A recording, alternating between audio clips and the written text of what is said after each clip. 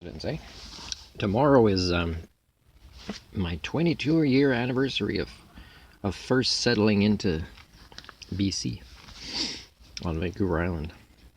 I'm outside the Salvation Army, and there was just enough food for the recipients. I'm a recipient too, but I'm pretty poor.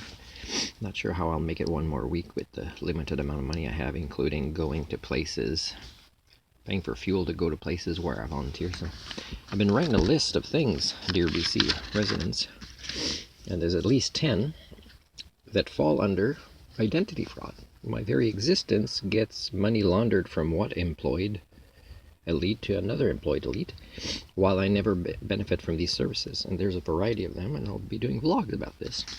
And by the way, don't get distracted by identity fraud too much from non-government identities, because government identities do it.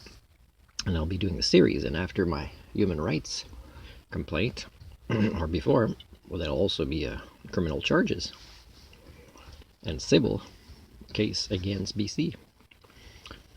For example, I can't even get my volunteer expenses paid off in whatever way or reimbursed. There's a lot of things. There's a lot of things over the decades of the failures of the people primates of BC, the Homo communia. So I'm telling you, like, I'm outside the college right here, close to the Salvation Army, and this college needs tutors for its students. But I was told by the nicer guy, or the guy who plays the nice guy the best compared to everybody else, is no, you are absolutely not allowed to come on campus, although you've done nothing wrong. You just complained about what we're doing wrong. And even the BCGU that has a complaint aren't responding to me, since they say we will be investigating this complaint, and here's the confirmation. And never heard back from them in like 3-4 emails. And I keep CCing organizations that should oversight the BCGU.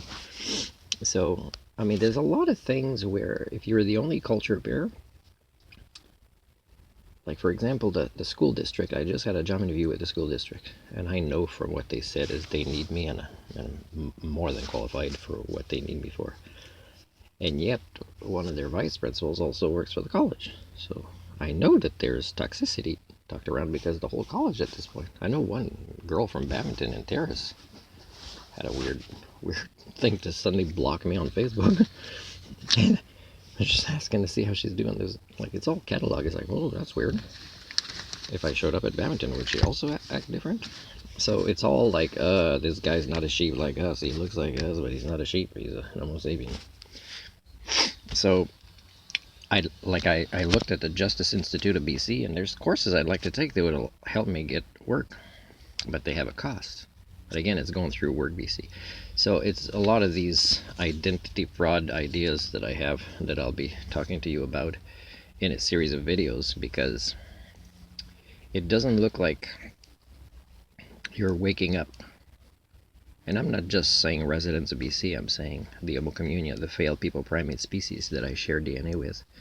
It doesn't look like you're waking up to who you really are and what our species is really like, so you can be working on the proper issues. I sent in another province 2 documents, and I said, please take me seriously as an unorthodox candidate for this PhD, but only respond by showing an understanding that you read these documents by reading this one first, helping you create the schemas to read the other one. I would like to know that somebody read this and they would want me in the PhD program, and I'd be supported by your faculty, and that I wouldn't have to worry about costs, because costs is something that I'm already outside of as a monetary paradigm. Immune person, right? I've cured myself of a lot of your HSD, which allows me, for example, to have so many skill sets and ways to give back to a university or a college or a Salvation Army that